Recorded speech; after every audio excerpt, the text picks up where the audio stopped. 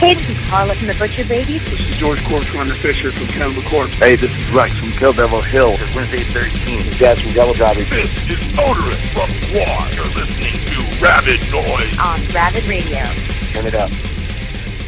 And we're back on Rabid Noise. That was Regress from Polaris' new EP, The Guilt and the Grief. And the band were on tour with Stories this week with a gig at the Crowbar tomorrow night. And here to talk about the album and the tour is Jamie Hales. What's going on, man? Nothing much, dude. How you doing? Yeah, excellent, man. It's great you could join us, man. It's looks like it's going to be a kick-ass tour, eh? Oh, dude, I'm so looking forward to it, man. As I said, it's been a while. Keen to get back on the road and start smashing out some of these new songs. Yeah, hell yeah, man. Hell yeah. Well, first of all, of course, congratulations on the EP. It's just blown up on the ARIA charts, and everyone's loving it. You guys must be pretty stoked when you got the news. Dude, I'm speechless, man. I'm so over the moon of how it's gone. Like, it's blown any expectation I had out of the water. Hey, like... That's unreal, man. It's it's pretty incredible that you've achieved all of this independently, and and that it does prove that it can be done if you want it and you work your ass off for it. But what has been the most challenging part of doing it that way? I guess it's just doing the hard yards. I guess just getting your name out there is like one thing, especially constantly touring, constantly playing shows. Just getting your name out there any way possible, really. The only way that it's really, we've gotten to this stage is by doing that, and through our friends, our family, and all our fans that, have supported us along the way. That's literally the only real way, Oh, for sure, man. And, I did see a photo on, I believe it was your Facebook page, and you were buried under orders. Dude, yeah. That's got to be one challenge. It was very overwhelming. I'll tell you that. We set ourselves a goal. We're like, oh yeah, cool. Let's try and see if we can get something like 50 pre-orders or something. We'll just honest to God. We're like, yeah, 50 pre-orders. Let's see if we can do that for this EP. And then I don't know. I think it was within a week or I don't even remember, to be quite honest. We just they just kept coming and they just kept coming and kept coming. We're like, what the heck? This is ridiculous. And even the iTunes pre-orders too. I actually don't know what that hit up. But they just kept coming. We're like, what the heck? Okay, this is mad. Whose job is it to? Do you have little jobs within the band? One person will grab the CD, write a little note, or put it in the envelope. And do you do it we all kind of took turns in a way of doing it.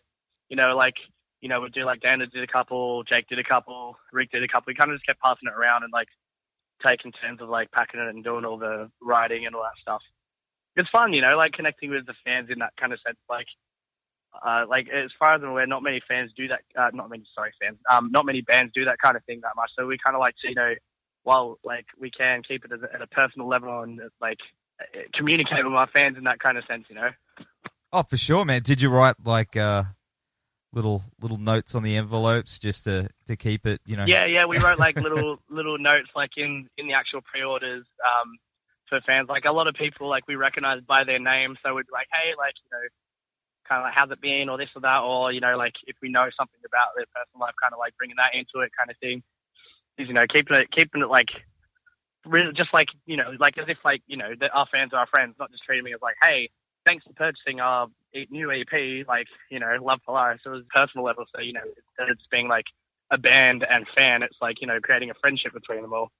Yeah, I love that. I love when bands do that, and it is rare. It is rare. I got a shirt off a band I like from England, and then they're middle groundish, and I just expected it to rock up in the mail, and they wrote a little note that said, Gold Coast, you lucky C-word. Love, Zara. And that to me was awesome, so... That's bad. That's so cool. Yeah. I they even know the Aussie slang. Yeah, that's it. So, I love it when bands do that too. So I think you guys, definitely got the right attitude. It just kind of keeps it as I said, it keeps it friendly instead of just we're a band, you're our fans, thanks. You know what I mean? Yeah, sure. yeah.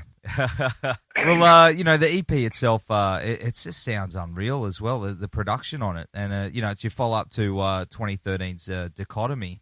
How was it going into this one, production wise, compared to the last?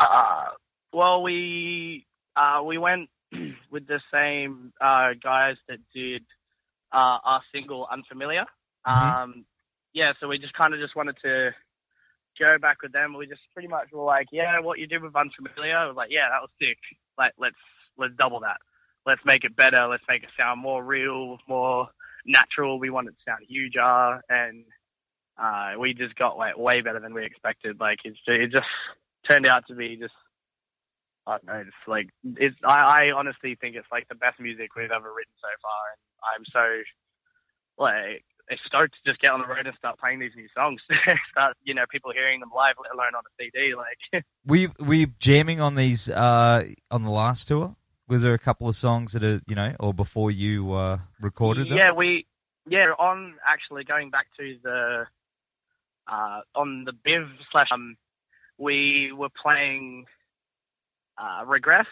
Like, we started our set off with Regress, and then also we were chucking in a sneaky another new song throughout about, I think it was like midway of the set. We were playing Lapel de Vide as well. And then for the Dream on Dreamer tour, which finished up a couple of months ago, we were playing Regress as that had already been released, and we were playing Hold You Under as well, and Lapel as well. We kept like changing a few dates. We'd play a different couple of songs kind of thing on it.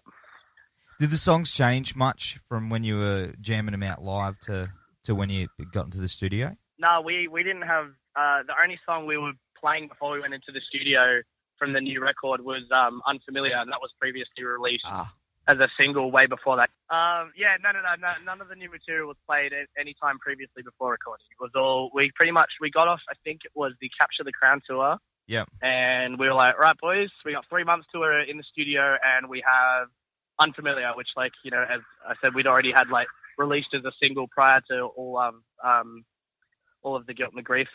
And so we're like, right, cool. So 5 songs, let's do it. And then we just slayed at it in our guitarist Rick's his bedroom, in like a spare room that he has, and we just kept just going at it and going at it and going at it. And there was many arguments, many inappropriate words, should I say, were said to each other. A lot of blood, sweat, and tears, pretty much. But close to, like, even when we entered into the studio, we were still like humming and hawing about certain things and rewriting certain sections. Like, it was crazy. But at the end of recording, we're like, we're happy with this, and sent it off, and the whole mixing mastering process happened. Every new mix we were getting back, we're just like, yeah, this is sounding better, this is sounding good, yeah. That's rad, man, because people are digging it. Everything I'm reading about it online as well, so it's well deserved, man. You guys have worked your asses off, and it's definitely paid off. And you got Marcus Bridge from North Lane doing guest vocals as well. That was a cheeky little thing that just happened, I guess. Like, we always kind of were like, we wouldn't mind. We were considering it at first, and we're like, who would we get? Who would we want to get? And then it kind of just happened. I think one of the boys saw him at a show, I think it was, or talked to him online or something, or he was talking to Marcus was talking to one of the boys, and it just kind of just came up, just happened, really. And next minute it was like, yeah, cool, yeah, I'd love to feature on it. And we're like, wait, what? Okay, cool. And then it happened, like, yeah. That is very cool, man. That's very cool. Yeah, it's actually really, really... Yeah, and his featuring came out, like, awesome. So, of course, you're going to be hitting the road with Stories and Bellhaven and Perspectives this week in support of the EP. How did the idea to team up for that massive tour come about? Who came up with that idea?